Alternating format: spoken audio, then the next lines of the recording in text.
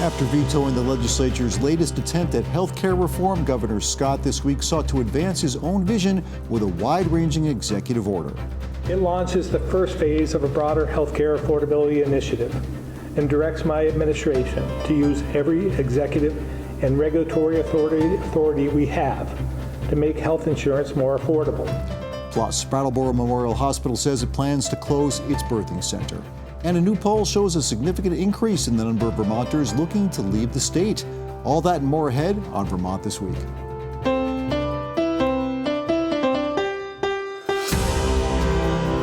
From the Vermont Public Studio in Winooski, this is Vermont This Week. Made possible in part by the Lintelak Foundation and Milne Travel. Here's moderator Mitch Wertlieb. Hi, I'm Mitch Wertlieb. It's Friday, July 10th, and with us on the panel today we have Lola Duffort from Vermont Public, Hannah Bassett from 7 Days, and Derek Brouwer from Vermont Public. And thank you all so much for being here today. Well, let's start with the big news on healthcare, a topic we have tackled so many times on this program. Lola Duffort, I want to start with you. The governor talking about this big executive order he made. He's got plans for healthcare in Vermont, trying to make insurance more affordable.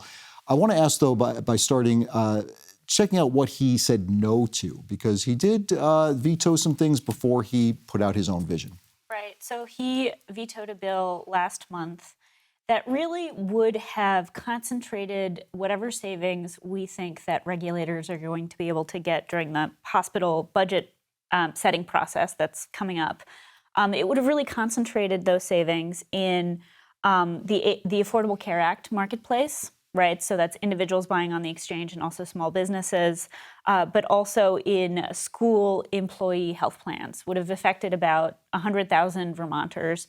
And the idea was we want to direct savings there because the ACA marketplace is really struggling. Mm-hmm. And if we save money on employee health, on school employee health insurance, that puts downward pressure on property taxes. So that was the pitch for that bill from Democrats. Phil Scott vetoed that and said, no, I don't want to sign on to something that does not spread out savings equally. He's like, everyone needs to get the same amount. And so that's what he said no to. What did he say yes to? What's his vision? Yeah, so his vision, he put out this this executive order, which in and of itself doesn't actually do much. What it does is it directs administration officials to explore a whole bunch of proposals. This is a pretty wide-ranging EO. It's a potpourri of ideas. But, if I can oversimplify, it's a generally... Please do. It's healthcare we're talking about here. It's a generally more deregulatory vision. What he wants to do is introduce kind of new insurance options, wants to make it easier for employers to go self-insured. He wants to open the door to association health plans, which is a type of health plan that businesses can kind of band together to buy. He also wants to reintroduce the idea of age rating in Vermont, which is allowing commercial insurers, not Medicaid or Medicare, but allowing commercial insurers to adjust premiums based on age, right? Because older people generally use more insurance. And the idea, his theory here, is that if we do that, younger people will get a better deal. They're more likely to come into the insurance pool, even though we are kind of risking, right, older Vermonters getting a worse deal. We think maybe we could mitigate that with more people coming into the pool. So that's his vision. Hannah Bassett, one of the things in that vision, as Lola was talking about, is, the governor says he'd like to spread out these savings. Small businesses seem to be something he was very focused on here, saying that, people with healthier employees may get a better deal, and they should be able to seek out these association health plans. But again, what are the risks associated with that? I think the equity issue is part of it. These association health plans were in Vermont previously, 5 or 6 years ago, so this isn't a totally new concept. Somewhat similarly, the kind of age adjusting mechanism that he proposed is common in almost every other state. I think Vermont and New York are the only two that don't have that at the moment. So The question is, who is coming into our health insurance networks and who is leaving it, and how does that impact the overall cost burden that everybody is meant to bear? If more young people who are healthy come in, that has the potential to lower those health costs. But to Lola's point, if the older folks leave or are those proportions just don't stay in a healthy balance, it can have negative implications for everybody who's else in the system. And Lola Duffort, sorry, but this is not new, right? I mean, this stuff has been floated before. Yeah, I mean, he floated this at the beginning of the legislative session last year, right? So lawmakers went through a lot of these proposals already. And, you know, they weren't necessarily dead set against all of these ideas. For example, the chair of the House Healthcare Committee was like, I'm open to age rating if we really think it's going to make the pool healthier. The criticism I heard from lawmakers at that time is, like, we never saw any real numbers, right? Like, it kind of remained sort of ideating. It was an idea, and it wasn't a full fleshed out proposal. The other thing I heard was that association health plans, another big concern, and also for more folks going self-insured, is that when that happens, fewer businesses go into the exchange. And specifically, it is businesses with healthier employees, fewer claims, that choose these options. Mm-hmm. And so that destabilizes the ACA exchange, which is already basically the most expensive in the country, right? Like it's already really sick. And so the big concern that I heard from lawmakers too, especially Democrats, was that we are really, and also the healthcare advocate, Mike Fisher, is that if you do that, you really threaten the ACA marketplace, which is already more vulnerable because of those federal subsidies going away, right, that we heard about. There's still some subsidies, but the enhanced subsidies went away. And then on top of that, right, something else I heard from the House Healthcare Committee chair was, you're proposing age rating because you think that's going to stabilize the ACA marketplace, draw more young people in, but you're also proposing association health plans, which would do the opposite. So there's this concern that, you know, you would have one thing kind of acting against the other.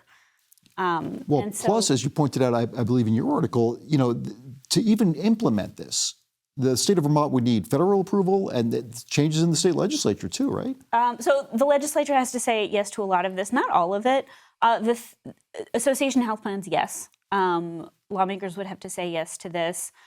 Age rating, technically no, but the administration has said they don't want to go forward with age rating unless they also apply for this federal waiver. Very complicated, would draw down money. If we can get it, there are a bunch of ifs there. But that they would need legislative approval for. And lawmakers have already indicated they don't quite buy that is a strategy that's going to pan out. And so, yeah, I mean, right now we have a legislature and a governor who have sort of kind of very different visions and are sort of preparing to have the same conversation that they had last year. It does sound a little bit like a rinse and repeat. And we're not getting anything definitive yet on bringing down these healthcare costs completely. I mean, where do you see us having this exact same problem next year, for example? Are we still going to have a healthcare system that's in crisis next year? Yeah. Yes, yeah. Okay, that's kind of what I was getting at here, yeah. I feel pretty confident in predicting that. And I think notably both sides here are saying that there isn't enough evidence to back up the cost-saving claims. That was one of the reasons why Governor Scott vetoed S-190, what the Democrats had largely supported during the session and brought to his desk. But those same critiques and questions are also out there with these proposals as well. Yeah, so we're going to have to wait and see what happens, but I really appreciate the update on that, both of you. Thank you so much. I want to turn to you, Derek Brouwer, now, because you wrote a story for us at Vermont Public that's a little bit disturbing. I want to just caution folks that, you know, some of what we're about to discuss contains some discussion of sexual allegations that folks may find disturbing. There's a gentleman named Gregory Garcia that you were writing about. He came from California. He's practicing something called structural integration.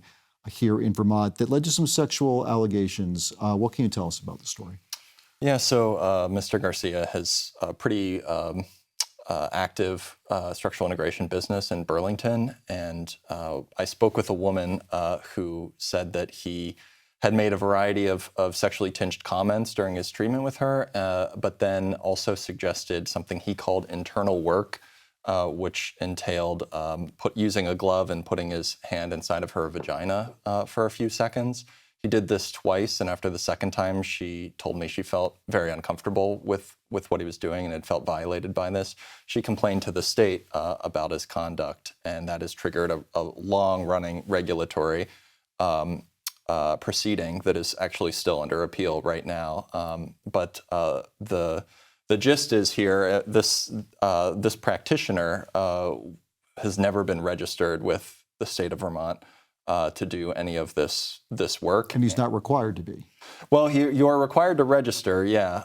However, you are not required to show any credentials that you have to fill out a form to register, but you don't have to prove that you know what you're doing to do this kind of work. And that came to play in this situation as well, because this internal work, as he calls it, is not sanctioned by any of the professional organizations that set standards and codes of ethics for this kind of work. Is structural integration, is that an alternative medicine? How would you describe what it actually is? Yeah, you can think of it similar to massage therapy. It's geared toward pain relief typically. However, instead of working on the muscles, it works on connective tissue in the body, and so it's regulated very similarly or identically actually to massage therapy in the state, which is to say very lightly regulated.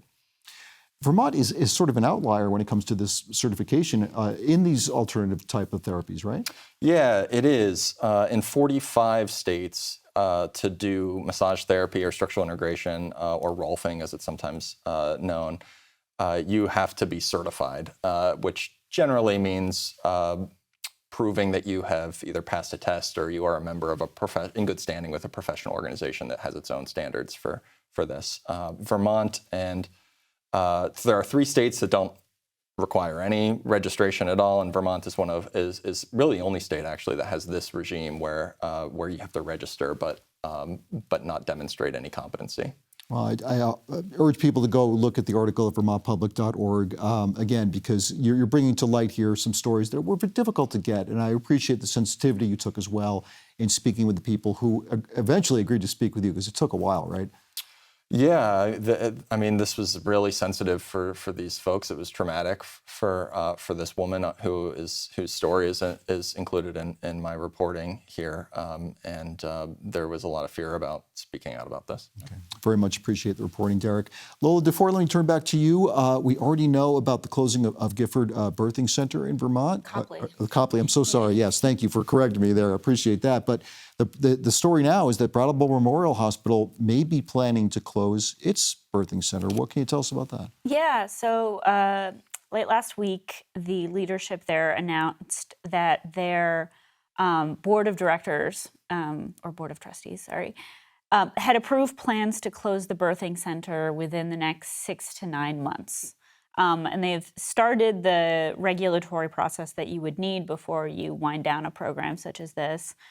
They're also, frankly, kind of sending out mixed messages, because they're saying this is the plan, but if either the state comes through with some ongoing funding to keep us alive, or if we see a bunch of private donations come in, maybe we can stay alive, right?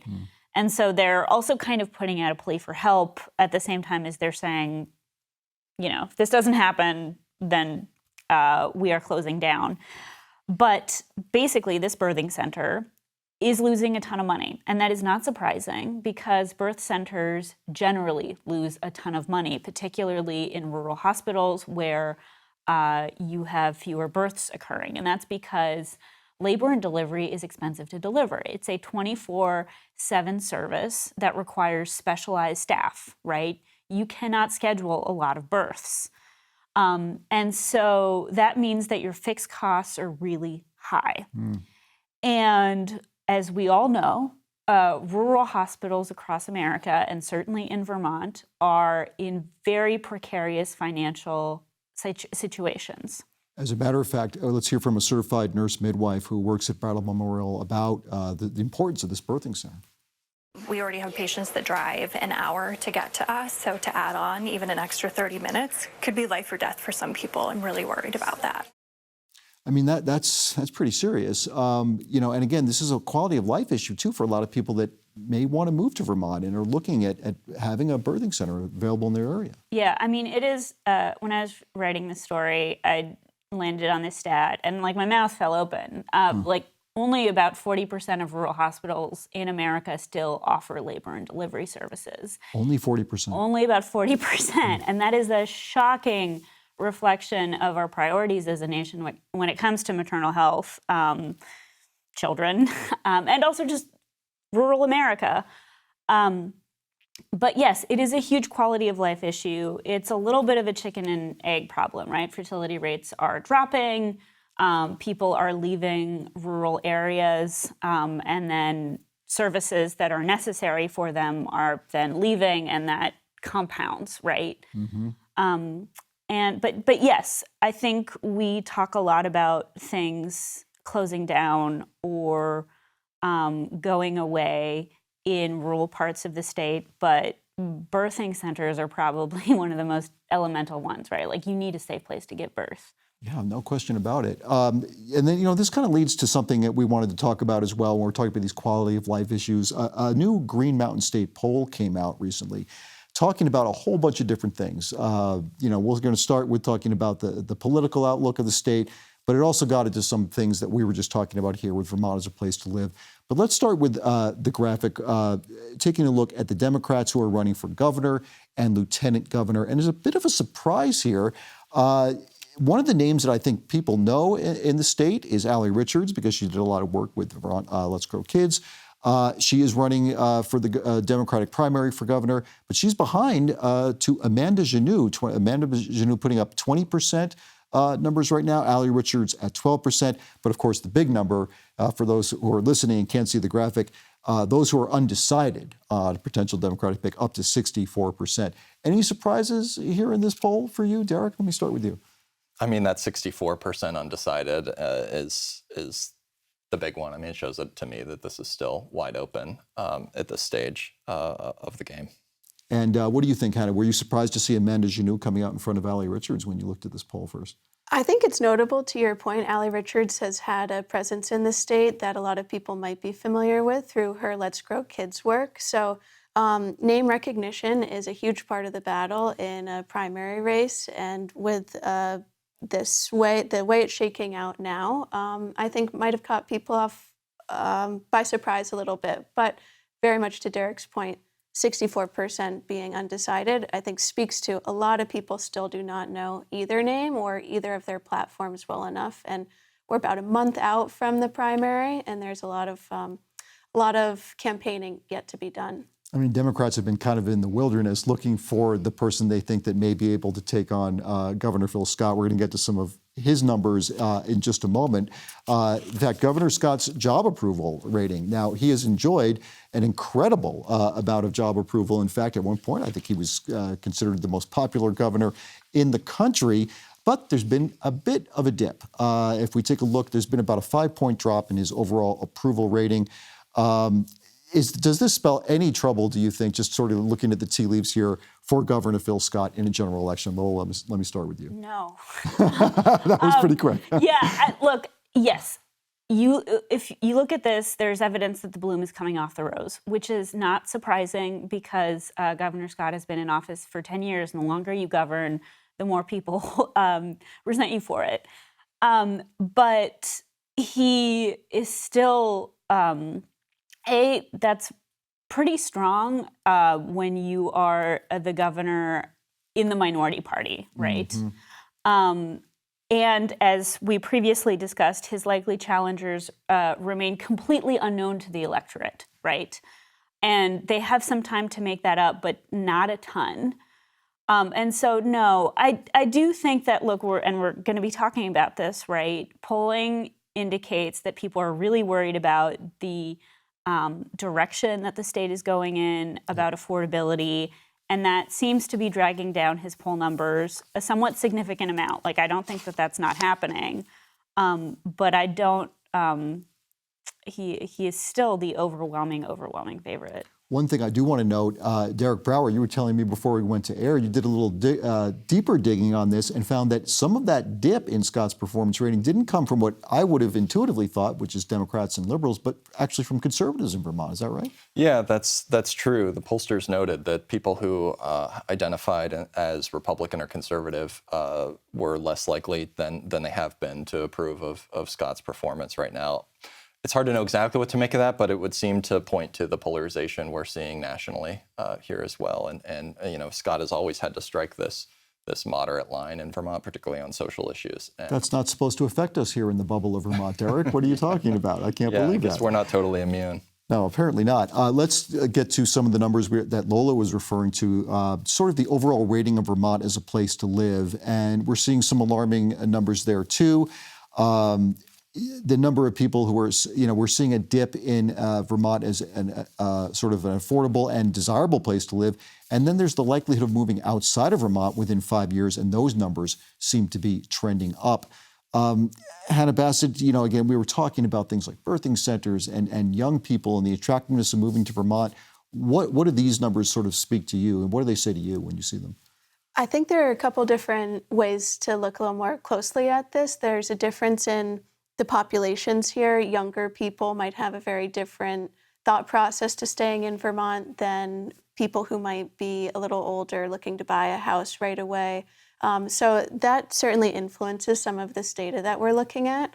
But if we're trying to get relatively younger people into this state, fill our public schools, balance out our healthcare system, it's hard when then there are not birthing centers. There's a lot of talk about small local schools consolidating. These are just some of the things realistically that people are first to scan for when looking to stay in a community or move to a community. And I think these are all at play in people deciding whether or not Vermont is the right long-term home for them. Yeah, and I do wonder, if people talk about, well, Chittenden County is a desirable place to live, but it is so and getting more unaffordable. We've talked about the housing issues and some of the school issues you're talking about here. I mean, I'm wondering about these numbers and what we just talked about with the political aspect of it. What do people running for governor have to do to look at these numbers and say, is there something they could latch on to here and say, I'm going to make this a topic that I can actually run on? I mean, Lola, do you think there's any opportunity here? Sure. Well, I mean, I think everyone's kind of making the same pitch. Everyone's using the word affordability here and, I mean, nationwide. And so, yeah, that is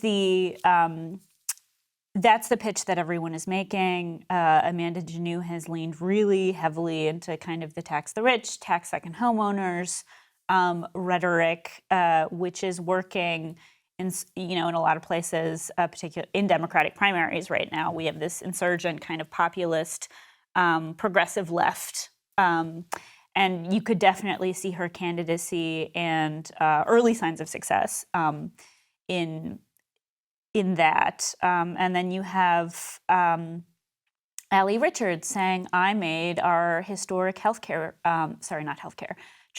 bill happen, right? And so I know how to direct the levers of government to make meaningful differences in people's lives. And then, of course, you have Phil Scott that is saying, I've been talking about affordability for 10 years. I'll keep talking about it for 2 more. I mean, it's going to be fascinating to see how it all shakes out in the general. I want to get folks updated on a story that we have been talking about over the last few weeks. Derek Brouwer, the family of a man who was fatally shot by a state trooper. The state trooper did not have any charges brought against him. They are now suing the Vermont State Police. What can you tell us about that? Yeah, this is the family of Scott Garvey, who's a man who had schizophrenia, who was shot in his apartment when police came to do essentially a welfare check. There were some disturbances in the apartment building, and the family has maintained since this happened that this was an avoidable event, and that the state police did not show enough care and patience and understanding in the situation, and they are planning to do to bring as much attention to this as they can nationally and in the state to try to force some change. And as I recount the details, it's an all too familiar story in Vermont. The family's well aware of that, and I think they are hoping that this is a way they can make a difference. Yeah, I appreciate the update on that story. I want to point people to, we don't have time to get too deep into it now, but Hannah Bassett, you did a great story about estrogen therapy in Vermont and about how now it is being sort of brought back into favor a little bit. Things have changed over the last 20 years, right, about the effectiveness for women under the age of 60.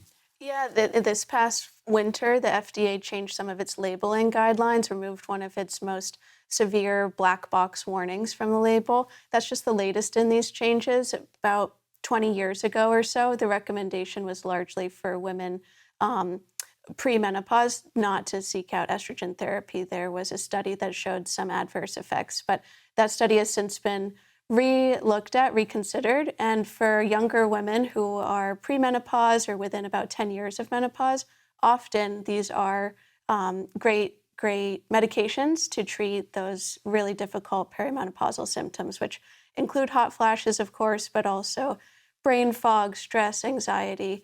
But a challenge is having enough access to that medication and access to providers who are able to hear patients out on that. Absolutely. Check out the story in 7 days. And finally, just want to let people know that the Major League Baseball draft is happening tomorrow. Caden McCarthy of Chester, Vermont, may go in the top 3 rounds. He's expected to.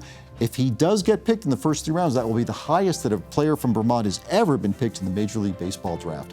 We'll have to leave it there. I want to thank our panel so much today. Lola Duffort from Vermont Public, Hannah Bassett from 7 Days, and Derek Brouwer from Vermont Public. Thank you so much for watching. I'm Mitch Wertlieb. See you again next Friday for Vermont This Week.